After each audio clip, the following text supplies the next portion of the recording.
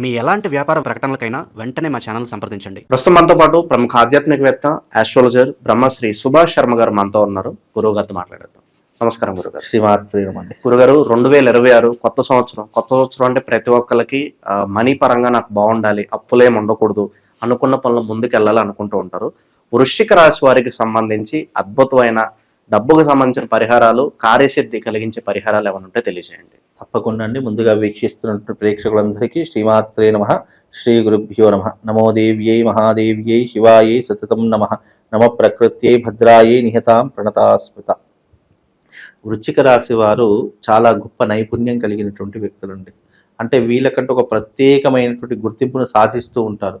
కానీ వీళ్ళ మంచితనమే వీళ్ళని మోసం చేసేటటువంటి ప్రవర్తనలు ఎన్నో రకాలుగా వీళ్ళ చుట్టూ కమ్మేస్తూ ఉంటాయి. వృశ్చిక రాశిలో పుట్టినటువంటి వారు చూడండి, ఎప్పుడైనా గొప్ప నైపుణ్యం కలిగినటువంటి వ్యక్తులుగా గుర్తించబడతారు. కానీ వీళ్ళు కొంతమందిని నమ్మి మోసపోయేటటువంటి తత్వాలు ఎక్కువగా ఉంటూ ఉంటాయి. అలాగే ఈ వృశ్చిక రాశి వారు ఎవరైతే ఉన్నారో వాళ్ళ కోపం, ఆవేశం విపరీతంగా ఉంటూ ఉంటుంది. అలాగే వాళ్ళకి యుద్ధ నైపుణ్యం అన్న, 10 మందితో గొడవలు పెట్టుకుందామన్నా అనుకోకుండానే వాళ్ళ జీవితంలో జరిగిపోతుంటాయి. ఎవరు కావాలని గొడవ పెట్టుకోవాలనుకోరు, కానీ గొడవలు వీళ్ళ దగ్గరికే వస్తూ ఉంటాయి.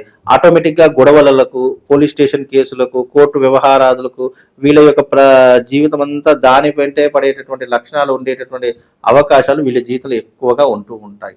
అలాగే వీళ్ళ మంచితనం అనేటటువంటి ఎలా ఉంటుందంటే, ఎవరైనా నమ్మినా, ఎవరినైనా వాళ్ళకి హెల్ప్ చేసినా వాళ్ళు జీవితాంతం గుర్తుపెట్టుకునేటటువంటి అవకాశాలు వీళ్ళ జీవితంలో ఎక్కువగా ఏర్పడుతూ ఉంటాయి.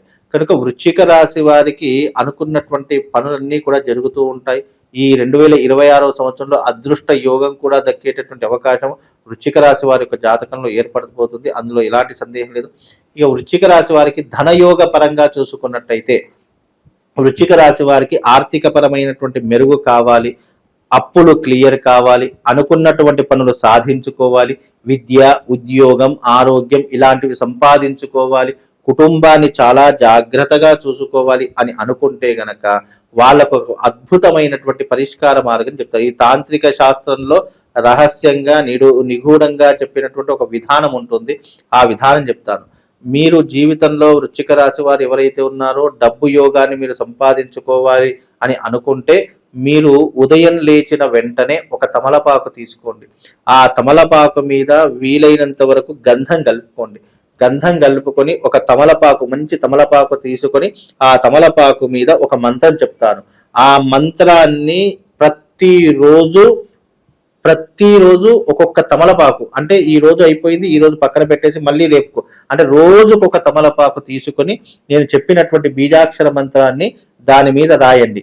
అదేమిటి అని అంటే కనుక, ఓం శ్రీం హ్రీం క్లీం శ్రీ మహాలక్ష్మీ నమః, ఓం శ్రీం హ్రీం క్లీం శ్రీ మహాలక్ష్మీ నమః అనేటటువంటి బీజాక్షరాన్ని తమలపాకుల మీద రాయండి.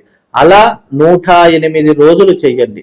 108 రోజులు చేసిన తర్వాత ఆ తమలపాకులన్నిటినీ కూడా ఏం చేస్తారు అని అంటే గనక, ఆ 108 రోజులు అయిన తర్వాత అవి ఎండిపోతాయి. ఎండిపోయిన తర్వాత వాటన్నిటినీ కూడా భస్మంలా చేసేసుకోండి. భస్మంలా చేసుకొని 108వ రోజు తర్వాత దాన్ని తిలకంలా పెట్టుకోండి. లక్ష్మీ ఆకర్షణ ఇట్టే కలుగుతుందండి. ఇది సాధన చేసేటటువంటి వారిలో ఇది గొప్ప విధానం. అంటే పూర్వకాలంలో లక్ష్మీ కటాక్షం కోసం ఈ రకమైనటువంటి, అప్పట్లో ఏంటి అని అంటే కనుక ప్రత్యేకమైనటువంటి ఆకుల మీద రాసేటటువంటి వాళ్ళు, రావి ఆకులు కావచ్చు, లేదా మేడి ఆకులు కావచ్చు, జువ్వి ఆకులు కావచ్చు, మర్రి ఆకులు కావచ్చు, ఇలాంటి వాటి మీద ఎక్కువగా రాసేటటువంటి ప్రయోజనకారకం అప్పట్లో ఉంటుంది. కానీ ఇప్పుడు ఇది కలియుగం కాబట్టి తమలపాకు మీద రాసి, ఆ రాసినటువంటి తమలపాకులన్నీ కూడా ఒక దగ్గర ఒక డబ్బాలో, చిన్న డబ్బా ఏదైనా తీసుకొని దాంట్లో రోజుకు ఒక ఆకు వేసి ఆ మంత్రం రాసి, ఇక లాస్ట్ 108 రోజులు అయిపోతాయి కదా, ఆ 108 రోజులు అయిపోయిన తర్వాత వాటన్నిటినీ కూడా తీసుకొని భస్మంలా పొడిలా చేయండి. ఎండబెట్టేసి పొడిలా చేయండి. చేసిన తర్వాత అది ఒక పొడిలా మారిపోతుంది. ఆ పొడిని మీరు బొట్టులా, తిలకంలా ధరిస్తే లక్ష్మీ ఆకర్షణ మీకు తప్పకుండా కలుగుతుంది. ఇది తాంత్రిక పద్ధతిలో ఉన్నటువంటి ఒక అద్భుతమైనటువంటి విధానము.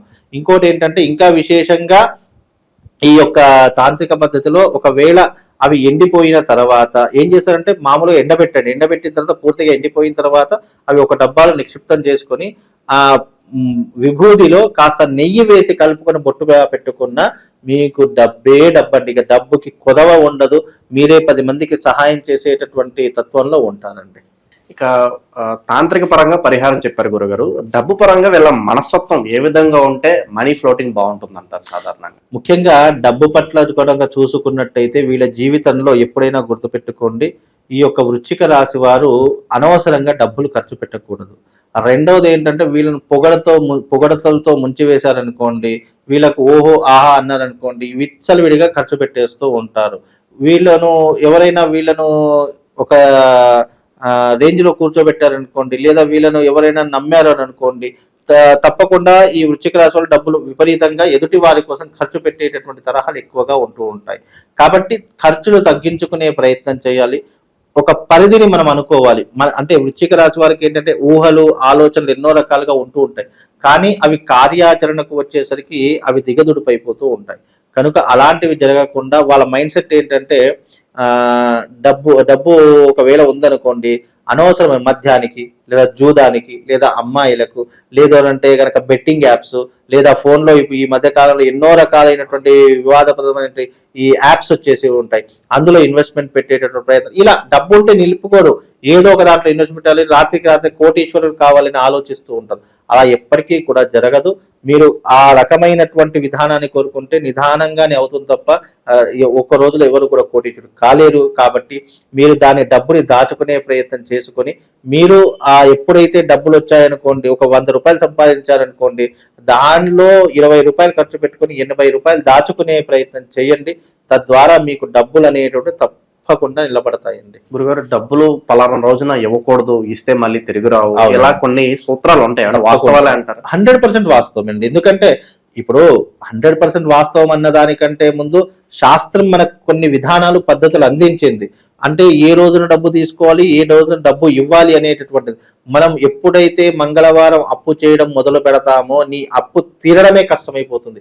ఇక ఆ అప్పు తీరాలి అని అంటే కనుక నువ్వు 100 రూపాయలు అప్పు చేసావంటే నువ్వు ఆ 100 రూపాయలకు 1000 రూపాయలు కట్టవలసిన దౌర్భాగ్య స్థితి తీరదు అని కాదు, కానీ చేసే రుణానికి 10 రెట్ల భారం నువ్వు అనుభవించవలసిన పరిస్థితి ఏర్పడుతుంది అని దీని యొక్క ఎగ్జాంపుల్. నువ్వు 100 రూపాయలు అప్పు చేస్తే 1000 రూపాయలు కట్టాల్సిన పరిస్థితులు ఏర్పడతాయి. 1,00,000 రూపాయలు అప్పు చేస్తే 10 లక్షలు కట్టవలసినటువంటి పరిస్థితులు ఏర్పడతాయి. కాబట్టి మంగళవారం రోజు అప్పు తీసుకోవడం, అప్పు ఇవ్వడం కానీ ఇచ్చాడనుకోండి, ఇచ్చిన వారికి బాగానే ఉంటుంది. ఎవరైనా అప్పు తీరకూడదంటే మంగళవారం అప్పు ఇస్తే ఇచ్చిన వాడికి అప్పు తీరదు, ఇచ్చే వారికి ఇంట్రెస్ట్ వస్తూనే ఉంటుంది. ఇచ్చేవాడికి తీసుకున్న వాడికే కష్టాలు ప్రారంభమవుతాయి. అలాగే శుక్రవారం రోజున కూడా అస్సలు అంటే ఇచ్చేవాడు ఇవ్వకూడదు. ఇచ్చాడు అంటే అవి మునిగిపోతాయి, మళ్ళీ ఇక తిరిగి రావు. వీడు చెప్పులు అరిగిపోయినా తిరిగినంటా కూడా అవి రావు. కాబట్టి ఇచ్చేటప్పుడు మంగళవారం ఇవ్వకూడదు, తీసుకునేవాడు కూడా మంగళవారం తీసుకోకూడదు.